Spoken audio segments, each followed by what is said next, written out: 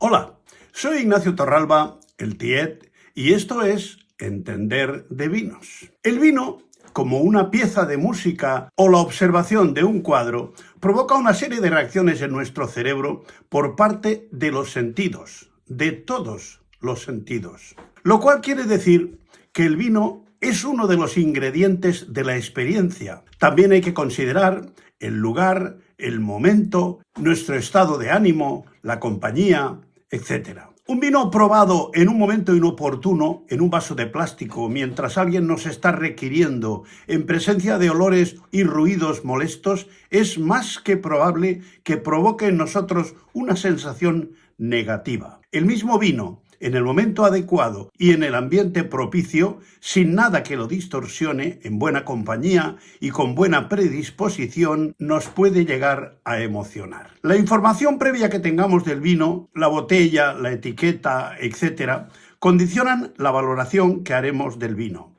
A diferencia de beber, que es una necesidad fisiológica, o degustar, donde se trata de valorar si algo te gusta o no, catar es aplicar los 5 sentidos, mejor dicho, los 6 sentidos, porque como ya he comentado anteriormente, no se puede catar sin aplicar el 6º sentido, la memoria. Para identificar los aromas tienen que ser conocidos y también para comparar con vinos anteriores. El vino no tiene aromas, tiene sustancias químicas naturales que al evaporarse y conectar con nuestro olfato convertimos en impulsos eléctricos y es nuestro cerebro el que decodifica esos impulsos y les pone nombre. Entonces son aromas. El sentido más sofisticado de la cata es el olfato.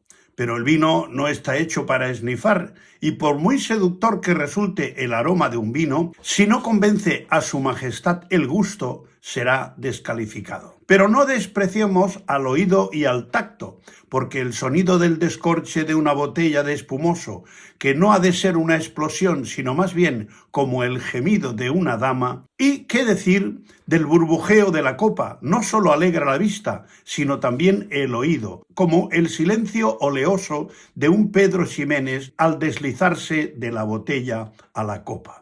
Pero el gran ignorado suele ser el tacto. A veces, erróneamente, se ubica solo en los dedos de la mano. Sin él, ¿cómo notaríamos la temperatura del vino, el burbujeo en la boca, la astringencia del tanino y el picante, que no es un sabor, etcétera, etcétera? Al catar muchos vinos es imprescindible escupirlo, o acabaríamos cantando Viva el Rey, aunque seamos republicanos. Pero una cata completa implica tragar algo de vino, porque en las fauces y la garganta también hay sentido del gusto. Los sentidos son vitales para la cata, pero esa orquesta tiene un director.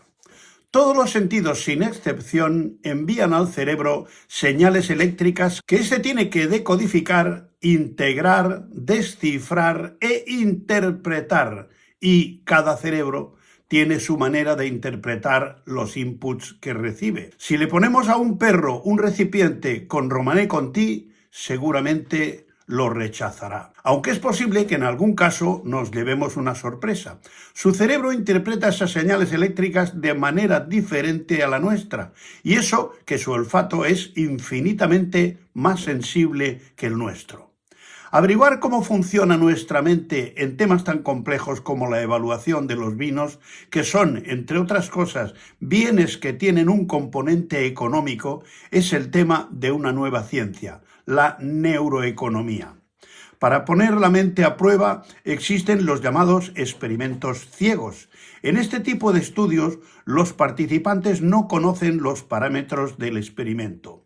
Un grupo de investigadores de la Escuela de Economía de Estocolmo y las universidades de Harvard y Yale realizaron un experimento doble ciego, lo que significa que ni los participantes ni los experimentadores conocían los parámetros del estudio. Trabajaron con un grupo de 6.000 personas que incluía bebedores de vino expertos, casuales e inexpertos. El experimento era muy simple. Se les pidió que degustaran una sucesión de vinos y que los calificaran de malo, bueno, muy bueno o excelente. El precio de los vinos estaba entre los 5 y los $150. Los participantes desconocían los precios. Para cualquiera, lo esperable es que hubiese habido una correlación entre el precio y la calidad.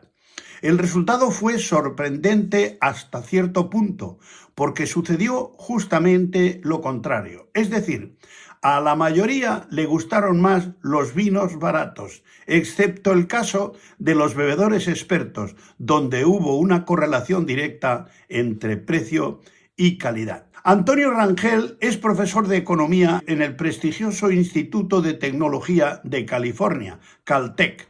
Llevó a cabo un estudio sobre los mecanismos neuronales que utiliza el marketing para desviar la elección de un consumidor en función del coste del producto y cómo repercute al cerebro según las imágenes de resonancia magnética. Realizar este tipo de estudio es sumamente complicado, ya que el sujeto tiene que estar completamente inmóvil, por lo que tuvieron que idear un sistema de tubos y bombas para administrar el vino directamente a la boca de los que se prestaron a sufrir esta prueba. El experimento trataba de valorar si el conocimiento de los precios afectaba la percepción del gusto.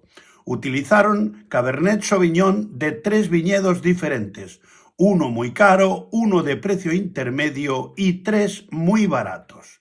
Los participantes eran jóvenes de entre 21 y 30 años, a los que les gustaba el vino tinto y eran bebedores ocasionales. Una vez colocados en la máquina de resonancia magnética y conectados a los tubos, les dijeron que iban a degustar 5 tipos diferentes de Cabernet Sauvignon. Y cada vino que se les suministraba, les iban diciendo el precio del vino del siguiente modo. Los precios verdaderos de los vinos eran 90, 10, 35, 5 y 45. Y los precios que les dijeron fueron 90, 90, 35, 5 y 5. O sea que el primer vino, que costaba 90, efectivamente les dijeron que costaba $90.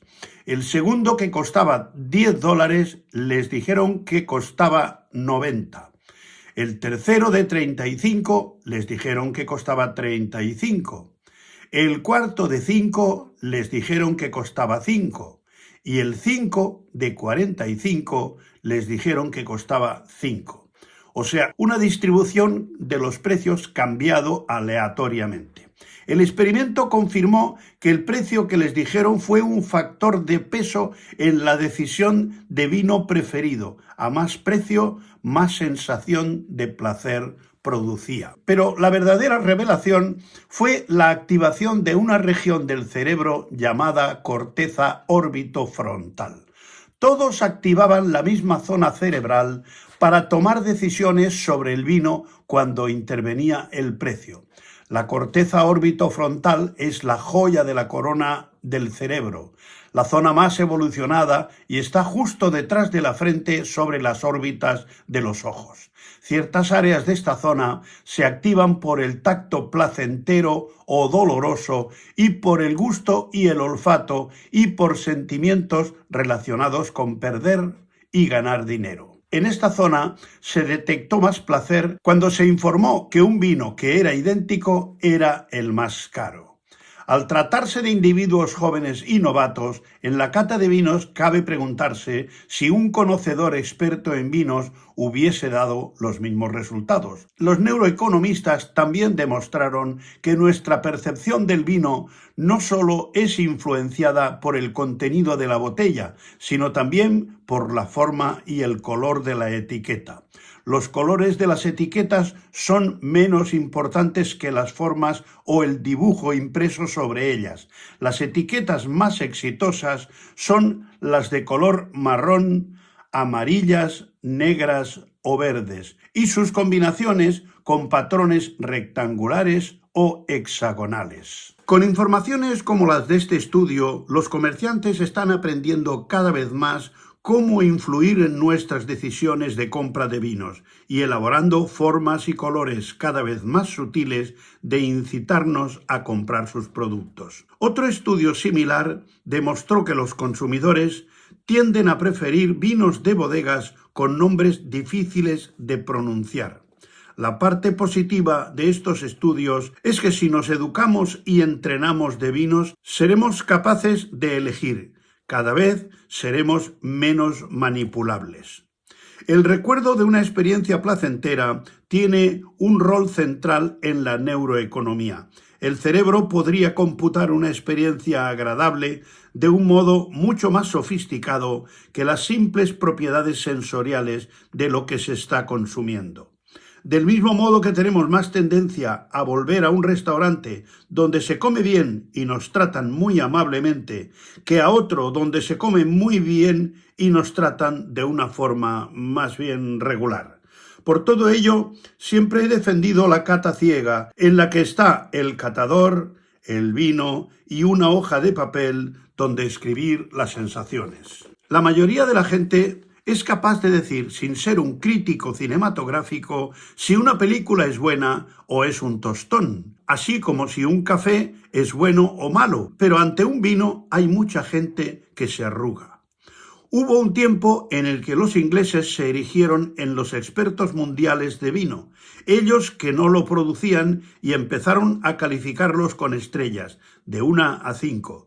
Luego cambiaron a una puntuación sobre 20 puntos. Después se impusieron los Estados Unidos, encabezados por Robert Parker, quien popularizó la escala de 50 a 100 puntos. Fue investido de un aura de imparcialidad y objetividad. A pesar de ello, seguían siendo humanos con sus preferencias. Y los bodegueros se aprendieron sus gustos, lo que dio lugar a los vinos parkerizados, para que el gran gurú los puntuase bien. En Sonoma se llegó a establecer un laboratorio que mediante el pago de una cuota aconsejaba a los interesados sobre cómo elaborar vinos para obtener más de 90 puntos Parker. Y llegó Internet. Winesearcher.com es el Google de los amantes del vino. Basta introducir el nombre de un vino para saberlo todo sobre sus precios, presentaciones, etc. Otro gigante es vivino.com, que es la aplicación más utilizada del mundo y da la posibilidad de que los usuarios puntúen lo que beben. Porque saber cómo el vino y el marketing de los productores influencian nuestro cerebro también es... ¿Entender de vinos? Hasta otra.